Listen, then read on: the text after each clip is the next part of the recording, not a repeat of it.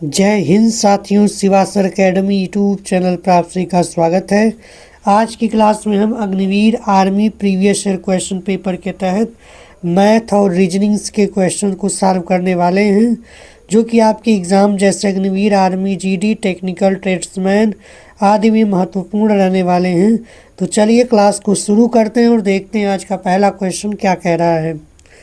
देखिए, पहला क्वेश्चन आपको एक छोटा सा व्यंजक दिया हुआ है, जिसको सॉल्व करके आपको बताना है कि इसका राइट आंसर क्या होगा। तो देखिए, इसको हम सॉल्व करते हैं पहले। तो यहाँ पर पहले स्टेप में आप सॉल्व करेंगे तो 12 और -3 का गुणा करेंगे तो आपको कितना मिल जाएगा, -36 या -36 माइनस 10 और 30 का गुणा करेंगे तो आपका हो जाएगा 300।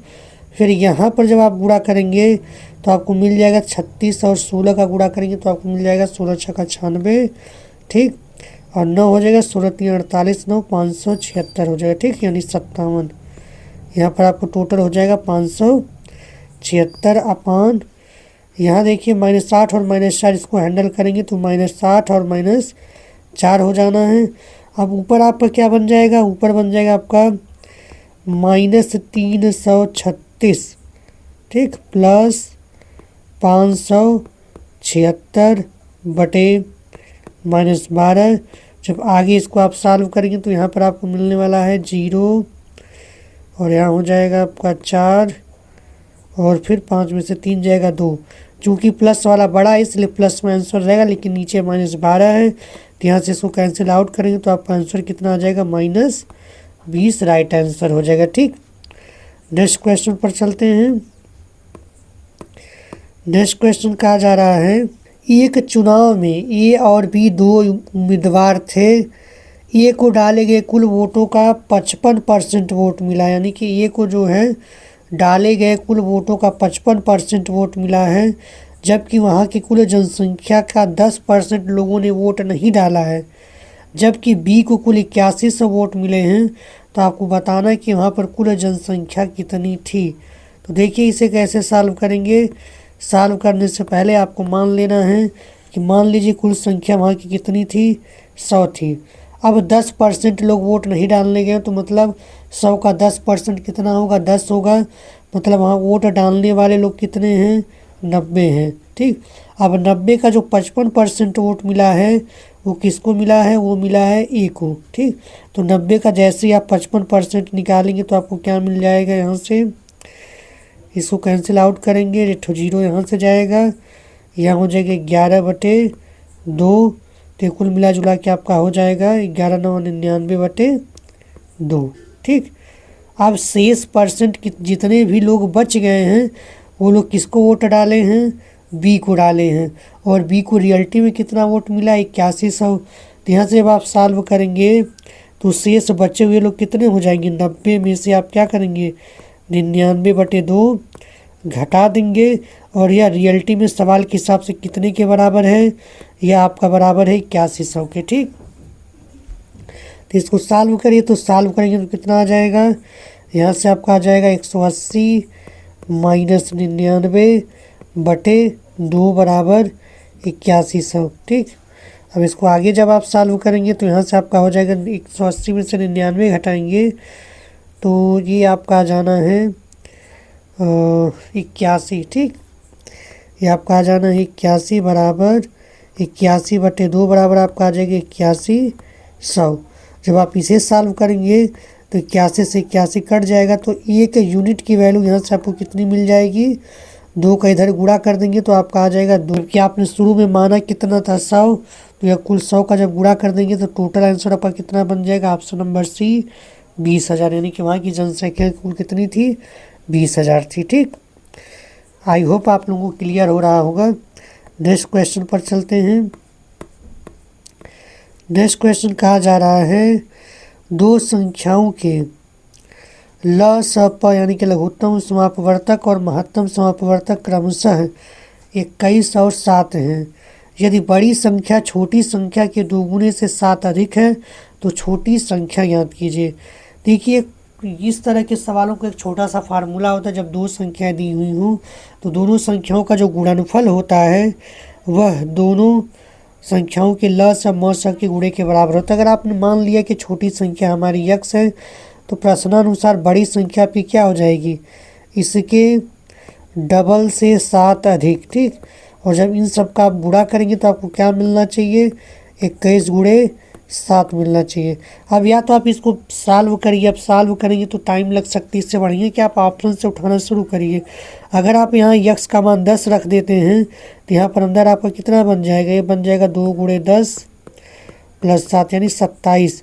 लेकिन यहाँ पे 10 बन रहा है, ठीक, 10 गुणे 27 हो जाए, लेकिन यहाँ 21 गुणे 7 दिया है, तो मतलब ऑप्शन ए आपका नहीं हो सकता, ठीक। ऑप्शन बी को देख लेते हैं। ऑप्शन बी में जब आप यहाँ यक्स बराबर 7 रखेंगे तो यहाँ ब्रैकेट में क्या मिलेगा आपको, 2 गुणे 7 प्लस 7 बराबर 21 गुणे 7, ठीक। ये तो पहले से क्वेश्चन में था इसलिए लिखा जा रहा है। तो क्या हो जाएगा, 7 गुणे 7 दूनी 14 7 21। अब यहाँ देख रहे हैं कि आपको दोनों तरफ सेम चीज़ें मिल जा रही हैं, इसका मतलब आपका ऑप्शन नंबर बी ही राइट आंसर है, ठीक। तो इस तरह से आप सॉल्व कर सकते हैं।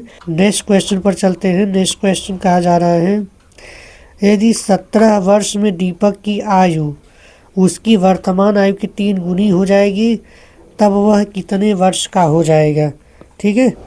तो देखिए यहाँ पे आप क्या करेंगे, आप मान लीजिए कि उसकी आज की उम्र यक्स है। अगर आज उसकी उम्र 1 साल है तो अगर आज इसकी उम्र 1 साल है तो 17 साल बाद की उम्र कितनी हो जाएगी आपकी, यक्स प्लस 17 हो जाएगी। 17 साल बाद उसकी उम्र कितनी हो जाएगी, यक्स प्लस 17। और सवाल में कहा जा रहा है कि यह जो उम्र है वह उसके आज की उम्र की कितनी होगी, 3 गुनी होगी। तो एक समीकरण बन गया, आपको इसको सॉल्व करिए, ठीक है।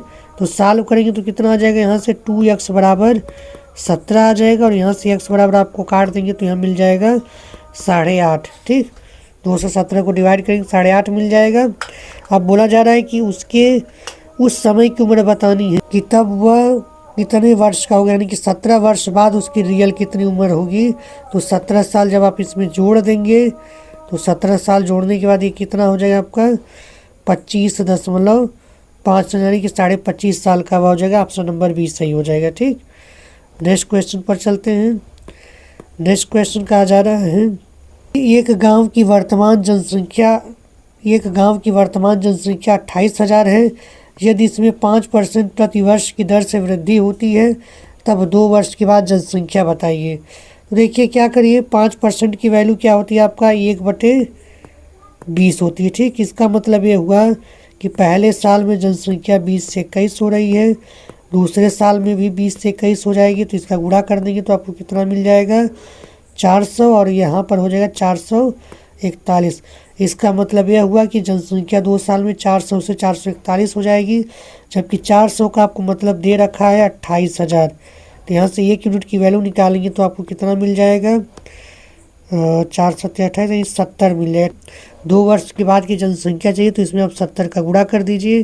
तो गुणा करेंगे कितना हो जाएगा, 0 7 एकम 7 7 चौक 28 2 7 चौक 28 30, ठीक।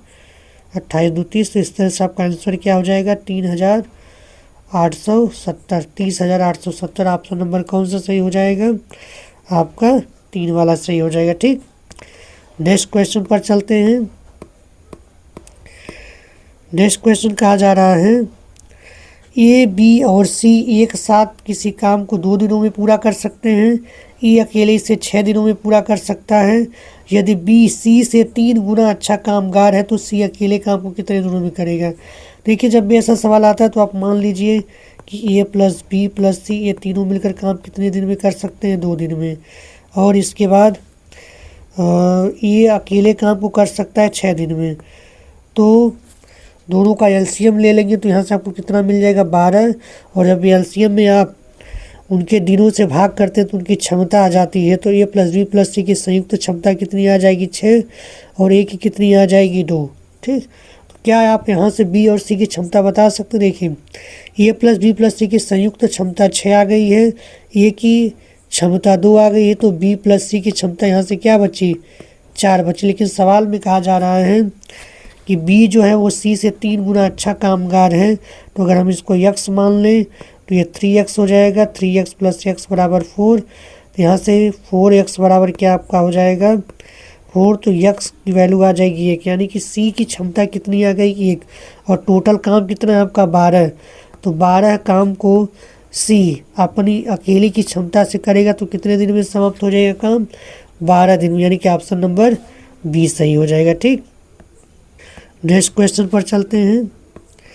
नेक्स्ट क्वेश्चन कहा जा रहा है तीन संख्याओं का योग 280 है। पहली और दूसरी संख्या के बीच का अनुपात 2/3 है और दूसरी और तीसरी संख्या के बीच का अनुपात 4/5 है।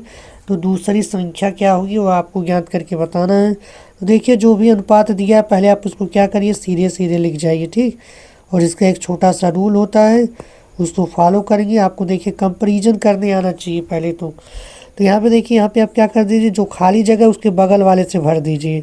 ठीक, यानी कि यहाँ अनुपात लगाकर ऐसे कर दीजिए और यहाँ अनुपात लगाकर 4 से भर दीजिए, फिर दोनों का गुणा कर दीजिए। तो यहाँ क्या हो जाएगा 15, यहाँ हो जाएगा 12 और यहाँ हो जाएगा 8। ठीक, यानी कि नया रेशियो आपका आ गया 18/12/15। तीनों को जोड़ने पर आपको कितना मिलेगा 12 8 20 15 35, जबकि 35 यूनिट की वैल्यू आपको दे रखा है 280। जब यहाँ से भाग करेंगे तो 1 यूनिट की वैल्यू आपकी आ जाएगी यहाँ से 8 3 14। ठीक है, तो ये आपका 8 बार में कट जाएगा। ठीक, अब आपसे पूछा है कि बताइए जो दूसरी संख्या का अनुपात कितना है 12 है। तो 12 में आप क्या करिए 8 का गुणा कर दीजिए, आप फाइनल आंसर पर पहुँच जाएंगे। ठीक, यानी कि आपका राइट आंसर हो जाएगा ऑप्शन नंबर सी। ठीक, नेक्स्ट क्वेश्चन पर चलते हैं। नेक्स्ट क्वेश्चन कहा जा रहा है कि एक रेलगाड़ी 26 मीटर पर सेकंड और 42 मीटर पर सेकंड की गति से रेलगाड़ी की विपरीत दिशा में चलते हुए दो व्यक्तियों को क्रमशः 9 सेकंड और 7 सेकंड में पार करती है। तो रेलगाड़ी की लंबाई ज्ञात कीजिए। मान लीजिए रेलगाड़ी की जो लंबाई है वो x है। ठीक, और जब रेलगाड़ी किसी भी व्यक्ति को पार करती है तो अपनी लंबाई के बराबर ही दूरी तय करती है। और रेलगाड़ी की आप चाल मान लीजिए कि उसकी चाल जो है केवल t है। यहाँ पर हम ट्रेन की चाल मान रहे हैं और यहाँ पर रेलगाड़ी की लंबाई जो है x है। तो यहाँ पे पहली कंडीशन के हिसाब से चलेंगे तो पहले आपको दिया है ट्रेन की चाल प्लस इंसान की चाल दोनों जुड़ जाएगी। तो यहाँ से चाल बराबर क्या हो जाएगा दूरी बट्टा समय, यानी कि x बटे क्या हो जाएगा 7। ठीक है, पहली कंडीशन के हिसाब से आपका x बटे 9 हो जाएगा। इसी तरह जब आप दूसरी कंडीशन में लगाएंगे तो ट्रेन की चाल यहाँ पर भी जुड़ जाएगी क्योंकि दोनों इंसान विपरीत दिशा में चल रहे हैं। यहाँ पर भी दूरी x ही रहेगी और जो समय दिया है वो 7 दिया है।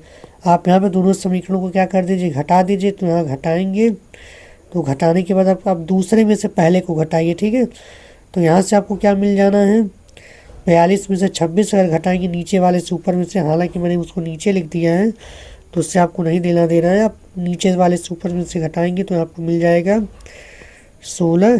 ठीक, और यहाँ पर आपको मिल जाना है x बटे 7 माइनस x बटे 9। तो जब आप यहाँ इसको सॉल्व करेंगे तो यहाँ से आपको क्या मिल जाएगा 9x माइनस 7x बटे हो जाएगा 63 बराबर 16। ठीक, तो जब आप इसको यहाँ से सॉल्व करेंगे तो कुल मिला जुला के आपको मिल जाएगा 2x बराबर 16 का 3 में आप गुणा कर लीजिए, या तो 16 गुणे 63 कर लीजिए यहाँ से, और 2 से आप इसको काटेंगे तो यहाँ पे मिल जाएगा आपको 63 गुणे 8। तो यहाँ गुणा कर लीजिए, जो भी आपका आंसर आएगा वही सही हो जाएगा। ठीक, तो 8 3 24 4 और 8 6 48, 8 3 24 2 हो जाएगा, 8 6 48, यानी कि आपका ऑप्शन नंबर ये सही हो जाएगा 504 मीटर। ठीक, नेक्स्ट क्वेश्चन पर चलते हैं। नेक्स्ट क्वेश्चन कहा जा रहा है साधारण ब्याज की कितने प्रतिशत वार्षिक दर पर एक निश्चित मूलधन 5 वर्षों में 2 गुना हो जाएगा। ठीक, तो 5 वर्षों में बोला जा रहा है कितना 2 गुना हो जाएगा, जबकि आपको रेट निकालना है। तो देखिए मान लीजिए जो धन था वो P है और यह 5 वर्षों में कितना हो जाएगा डबल हो जा रहा है। तो उसको ब्याज कितना देना पड़ेगा, उसको ब्याज भी P रुपये देना पड़ेगा। तो ब्याज P रुपये हो जाएगा, मूलधन P है, रेट आपको निकालना है, समय आपको दिया है T। ठीक, बटे 100 कर दीजिए, T समय नहीं है आपका, हो जाएगा यहाँ पे समय आपका यहाँ हो जाएगा 5। ठीक, समय दिया है आपको यहाँ पर 5/100। यहाँ से कैंसिल आउट करेंगे तो यहाँ नीचे 20 हो जाएगा, यहाँ से कट जाएगा, तो कुल मिला जुला के आर बराबर कितना आ जाएगा आपका 20%। राइट आंसर यानी कि ऑप्शन नंबर ए सही है। ठीक, नेक्स्ट क्वेश्चन पर चलते हैं। नेक्स्ट क्वेश्चन कहा जा रहा है ए 5% साधारण ब्याज पर 4 वर्षों के लिए 90,000 रुपये की राशि उधार लेता है और वह बी को 7% साधारण ब्याज की दर से 4 वर्षों के लिए उधार देता है, तो उसका लाभ रुपए में कितना होगा ज्ञात कीजिए। तो देखिए, जिसका रेट ज़्यादा होगा उसी से ज़्यादा कमाई होगी। ठीक, तो यह तो लिया है 5% के रेट पर और दिया है 7% के रेट पर, तो जाहिर सी बात है उसको जो मुनाफा होगा दोनों के जो एसआई होगा, दोनों का जो साधारण ब्याज होगा उसके डिफरेंस के बराबर होगा। तो पहले आप बी का साधारण ब्याज निकाल लीजिए, तो बी का साधारण ब्याज कितना हो जाएगा, और यहाँ से आप निकालेंगे तो 90,000 गुणे 7 गुणे, ठीक है, और 1 साल के लिए ही दिया है तो यहाँ पे 1 हो जाएगा 1/100, और इसके सीआई एस आई में से यानी कि इसके साधारण ब्याज में से ए का साधारण ब्याज निकाल दीजिए, तो जो आएगा वही आपका राइट आंसर हो जाएगा। ठीक, तो यहाँ से आपका हो जाएगा 90,000 गुणे 5% और यह 1 साल के लिए लिया था /100। यहाँ से कैंसिल आउट करेंगे तो आपको कितना मिल जाएगा,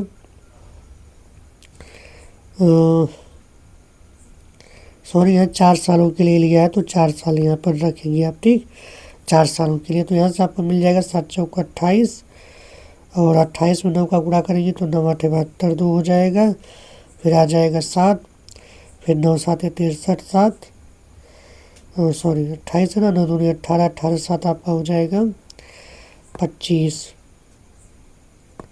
यानी कि 25,000 यहाँ पर कितना हो जाएगा 200। और यहाँ पर जब आप सॉल्व करेंगे इसी तरह तो यहाँ से कैंसिल आउट हो जाएगा, तो यहाँ पर बच जाएगा 5 चौक 20 9, यानी कि यहाँ पर 12,000 हो जाएगा। तो जब इसको यहाँ से आप घटाएंगे तो यहाँ पर आपको मिल जाएगा 0 0 और 2, और यहाँ से आपका आ जाएगा 7200, यानी कि 7200 का उसको मुनाफा हो जाएगा। ठीक, नेक्स्ट क्वेश्चन पर चलते हैं। नेक्स्ट क्वेश्चन कहा जा रहा है यदि 12 क्रमागत प्राकृतिक संख्याओं का औसत 41.5 हो तो सबसे बड़ी प्राकृतिक संख्या ज्ञात कीजिए। तो यहाँ पे देखिए आप क्या करेंगे, सबसे पहले 12 क्रमांक, तो पहले आप क्या करिए 12 से 41.5 में गुणा कर लीजिए। जब यहाँ पे आप गुणा कर लेंगे तो आपको टोटल आ जाएगा 498। ठीक है, यानी कि उन 12 क्रमागत संख्या का योग आ जाएगा आपका 498। ठीक है, जैसे योग आपको 498 मिल गया तो आप क्या करिए, इसमें एक फार्मूला होता है संख्याओं का योग बराबर, तो उसको आप लगा दीजिए। वहाँ से जैसे ही आपको पहली संख्या पता चल जाएगी तो उसमें 12 जोड़ देंगे तो आपको सबसे बड़ी प्राकृतिक संख्या पता चल जाएगी। ठीक, तो देखिए यहाँ पर मान लीजिए पहली संख्या आपकी ए है, तो फार्मूला होता है कि n/2 × 2a + n-1 × d होता है। ठीक, तो सिंपली आप इसी पर रखेंगे तो यहाँ पे जो ये पहला पद होता है n कुल पद होता है और d दोनों में क्रमागत संख्याओं का अंतर होता है। तो n की जगह 12 रखेंगे, 12/2, यहाँ हो जाएगा 2a + 12 की जगह n की जगह 12 रखेंगे तो 12 में से घटाएंगे 11 हो जाएगा, और क्रमागत संख्याओं का अंतर 1 आता है, और बराबर कितना होगा 498। तो यहाँ सॉल्व करेंगे तो यहाँ 6 हो जाएगा, 6 से जब इधर इसको कैंसिल आउट करेंगे 6 से तो आपको मिल जाएगा 6 48 और 36 18। ठीक, तो यहाँ से कुल मिला जुला के आपको मिल जाएगा 2a + 11 बराबर 83। तो यहाँ से घटाएंगे तो 2a बराबर आपका आ जाएगा 70, और जब ये से कैंसिल करेंगे तो ये मिल जाएगा आपका 35, यानी कि ए का मान आ गया 35, यानी क्रमागत संख्या का पहला जो टर्म था वो 35 है, तो 12वीं संख्या ही सबसे बड़ी होगी। तो 35 में जब आप 12 जोड़ेंगे तो आपको कितना मिल जाएगा 47, यही आपका राइट आंसर है। ठीक, यानी कि option number C. Next question पर चलते हैं। नेक्स्ट क्वेश्चन कहा जा रहा है कि एक वस्तु का अंकित मूल्य उसके क्रय मूल्य से 45% अधिक है। यदि 20% की छूट दी जाती है तो लाभ प्रतिशत क्या होगा, ये आपको ज्ञात करके बताना है। तो देखिए आप क्या करेंगे, पहले 45% का अगर फ्रैक्शन वैल्यू निकालेंगे तो ये हो जाएगा आपका 45/100, यानी कि हो जाएगा यहाँ से 9/20, यानी कि अगर क्रय मूल्य 20 है तो उसका अंकित मूल्य कितना चपका दिया गया है, 29 रुपये। ठीक, अगर क्रय मूल्य 20 है तो उसका अंकित मूल्य कितना चपका दिया गया है, 29 रुपये। अब आगे देखिए, आगे बोला जा रहा है 20% की छूट दी जाती है, तो 20% की छूट दी जाएगी तो 20% की फ्रैक्शन वैल्यू क्या होती है, 1/5, यानी 5 रुपये की वस्तु कितने में बेची जा रही है, 4 रुपये में। तो यह जो है आपका सेलिंग प्राइस हो जाएगा। ठीक, यहाँ पर आपका सेलिंग प्राइस हो जाएगा और यहाँ पर मार्क प्राइस बराबर होना चाहिए। तो यहाँ 5 का गुणा कर दीजिए, इधर भी 5 का गुणा कर दीजिए। तो जब 20 में आप 5 का गुणा करेंगे तो कास्ट प्राइस आपका नया कास्ट प्राइस 100 हो जाएगा। और जब यहाँ 5 का गुणा करेंगे आप 29 का गुणा करेंगे, क्योंकि यहाँ तो आपको 29 का गुणा करना पड़ेगा। तो 29 का गुणा करेंगे तो इधर भी 29 का गुणा करना पड़ेगा। तो इस तरह से आपका हो जाएगा 4 9 36, 3 4 2 8 3 11, यानी कि 100 रुपये की वस्तु 116 में बेची जा रही है। तो कितना परसेंट का लाभ हो जाएगा, 16% का। ठीक है, ऑप्शन नंबर ए सही है। नेक्स्ट क्वेश्चन पर चलते हैं। नेक्स्ट क्वेश्चन कहा जा रहा है, यदि कोई लड़का किसी पुस्तक को 612 रुपये में बेचता है तो 20% की हानि होती है। तो बताइए जब पुस्तक को 918 रुपये में बेचा जाएगा तो कितना लाभ होगा। ठीक, देखिए पहले 612, यहाँ 20% की फ्रैक्शन वैल्यू आपकी हो जाएगी 1/5, यानी कि 5 रुपये की वस्तु कितने में बेची जा रही है, 4 रुपये में बेची जा रही है। और 4 का मतलब कितना दिया है, 612। तो इसको कैंसिल आउट करेंगे तो 1 यूनिट की वैल्यू यहाँ से कितनी आ जाएगी, 4 एकम 4, 4 5 20 और 4 3 12, 153। तो यहाँ गुणे 5 कर देंगे तो टोटल कास्ट प्राइस आपका आ जाएगा। तो कितना आ जाएगा, 5 3 15 और 5 25, 1 26 और 5 1 5, 5 2 7, यानी 765। अब बोला जा रहा है कि अगर उसे 918 में बेच दिया जाए तो कितने का लाभ हो जाएगा। तो यहाँ पर सिंपली क्या करिए, 918 में से 765 घटा लीजिए। घटाएंगे तो कितना आ जाएगा, 3, और यहाँ हो जाएगा आपका 5, और यहाँ हो जाएगा 153। ठीक, तो यानी कि अब आपको कितना लाभ हो रहा है, 153 पर कितने रुपए पर लाभ हो रहा है, 765 पर। ठीक, और गुणे में इसको परसेंट बदलने के लिए 100 से गुणा कर लीजिए। तो यहाँ पे देखिए कितनी बार में कट जाएगा, लगभग आपका या 3 बार में कैंसिल, 5 बार में कैंसिल आउट हो जाएगा। ठीक, तो यहाँ नीचे 5 बचेगा, 5 से इसमें भाग करेंगे तो कितना परसेंट आपका लाभ आ जाएगा, 20%, ऑप्शन नंबर ए। ठीक, नेक्स्ट क्वेश्चन पर चलते हैं। नेक्स्ट क्वेश्चन कहा जा रहा है, द्विघात समीकरण के मूल ज्ञात कीजिए। जबकि द्विघात समीकरण क्या दिया हुआ है आपको, x² + 2x - 15। तो आप सिंपली पहले आप इसको क्या कर लीजिए, पहले ये ज्ञात कर लीजिए कि ऐसी कौन सी संख्या है जिसको घटाने पर तो 2 मिलने लगे लेकिन गुणा करने पर 15 है। पहले उसी संख्या को निकाल लीजिए, आपका डायरेक्ट आंसर आ जाएगा।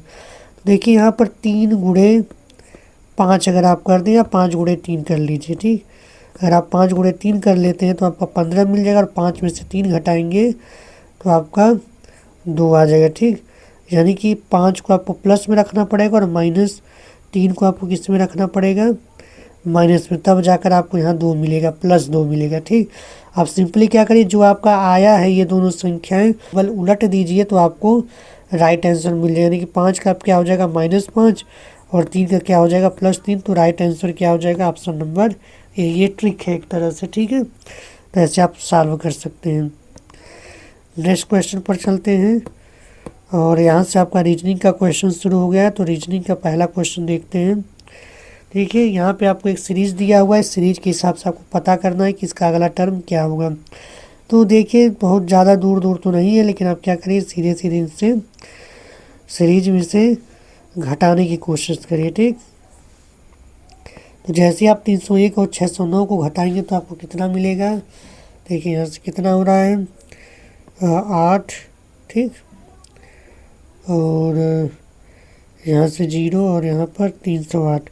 अगले में डिफरेंस देखिए, अगले में देखेंगे तो आपको कितना मिल जाएगा, 9 6 15। ठीक, और यहाँ से आपको यहाँ 1 हो जाएगा, ठीक। यहाँ आपका 1 हो जाएगा और यहाँ पर 3, यानी कि 316 हो जाएगा, ठीक। आपका कितना हो जाएगा? 316। अगले में डिफरेंस देखिए, तो अगले में डिफरेंस देखिए तो यहाँ 5 4 9 और 2, यहाँ 2 हो जाएगा और यहाँ से देखेंगे तो आपका मिल जाएगा 324। अगले में डिफरेंस देखेंगे तो अगले में डिफरेंस आपको क्या नज़र आएगा? 9 2 11 और 4 3 होना चाहिए, तभी जाकर 8 होगा। और यहाँ 12 3 15, यानी कि 332, ठीक। अब देखिए अभी भी पैटर्न नहीं मिल रहा है, तो आप क्या करिए कि फिर एक बार डिफरेंस करिए। तो यहाँ से 3 बार डिफरेंस करेंगे तो आपको क्या आ जाएगा? यहाँ देखिए 8 का डिफरेंस है, यहाँ भी 8 का डिफरेंस, यानी कि पैटर्न आपको नज़र आ गया। यानी कि अगली जो संख्या आपको जोड़नी या घटानी पड़ेगी वो क्या है? +8, यानी कि यहाँ पर आपको कितना करना पड़ेगा? 340। यानी कि अगर आपको अगली संख्या चाहिए तो 1581 में क्या करिए? 340 जोड़ दीजिए, यहाँ 2 हो जाएगा और 5 3 8 1 9, यानी कि 1921 आपका राइट आंसर हो जाएगा, ऑप्शन नंबर सी, ठीक। नेक्स्ट क्वेश्चन पर चलते हैं। नेक्स्ट क्वेश्चन कहा जा रहा है, सोनिया अपने घर से चलना शुरू करती है। देखिए आपको डायरेक्शन पर सवाल है तो आप तुरंत इसको डायरेक्शन भी बनाते रहिए साथ में, ठीक। सोनिया अपने घर से चलना शुरू करती है, मान लीजिए इसका घर यहाँ पर है, थोड़ा और नीचे बनाते हैं, इसका घर यहाँ पर है, ठीक। और 7 मीटर पूर्व की ओर जा रही है, 7 मीटर पूर्व की ओर गई, यहाँ आपको ध्यान रखिए 7 मीटर पूर्व की ओर जाती है। फिर वहाँ से दाएँ मुड़ती है, दाएँ मुड़ने का मतलब वो नीचे की तरफ मुड़ेगी और एक निश्चित दूरी पी चलती है, ठीक।